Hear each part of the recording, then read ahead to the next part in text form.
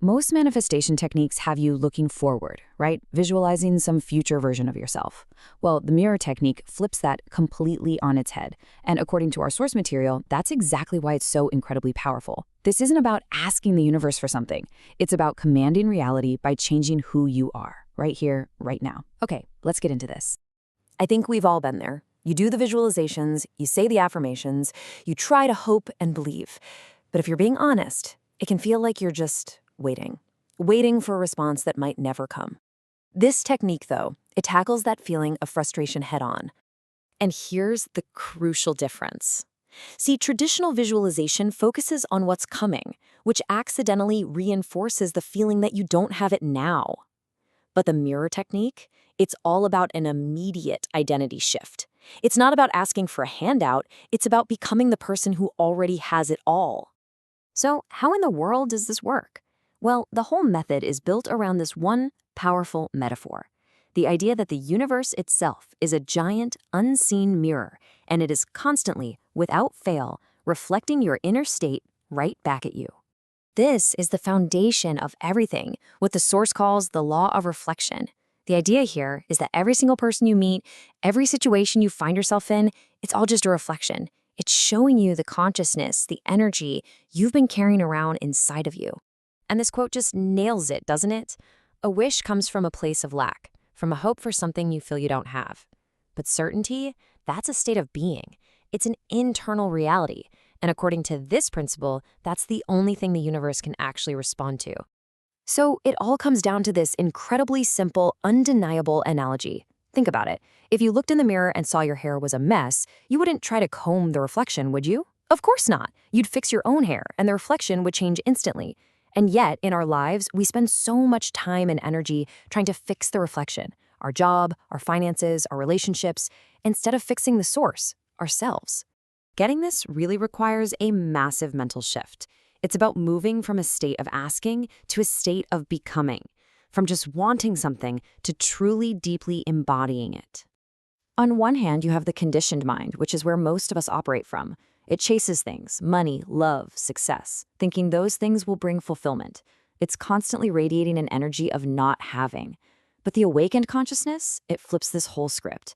It knows that by embodying fulfillment, security, and love first, the external stuff becomes a natural side effect. You change yourself, and the reflection has to follow. I love this metaphor the source material uses. A river doesn't struggle or strain to change the terrain. It just is a river.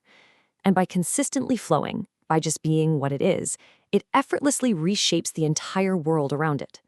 That's the kind of power we're talking about when you truly embody your desired state.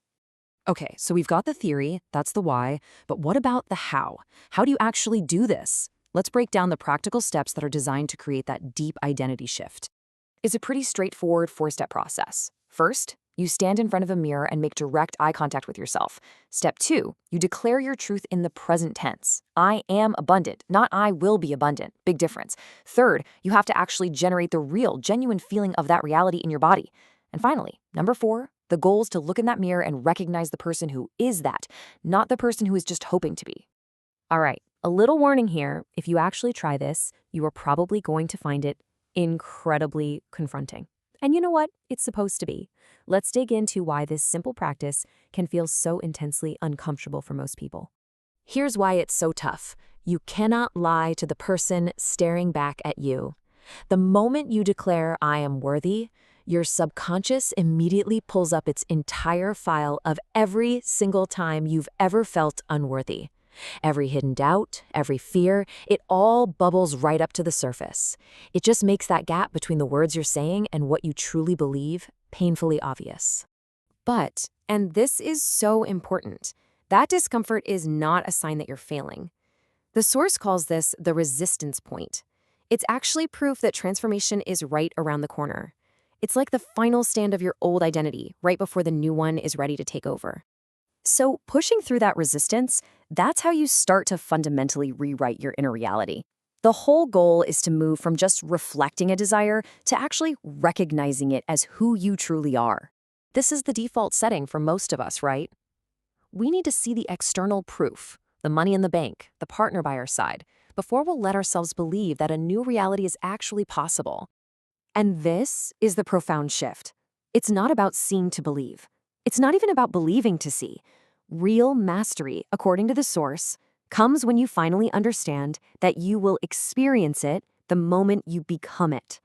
The change has to happen at the identity level first. So the ultimate reframe here is to stop seeing your desires as some sign of what you're missing. Instead, start seeing them as evidence of your own potential. The very fact that you can conceive of a desire means its essence already exists somewhere inside of you. And that brings us to the final and most empowering conclusion.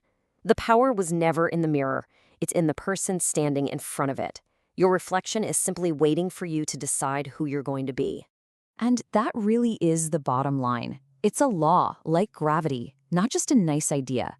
When you consistently embody a state of being, whether that's abundance or love or peace, the universe, like a perfect mirror, has absolutely no choice but to show you a world that perfectly matches that inner state. So, as we wrap this up, the only real question left is for you. The mirror is waiting. What version of yourself are you going to choose to see in it tomorrow?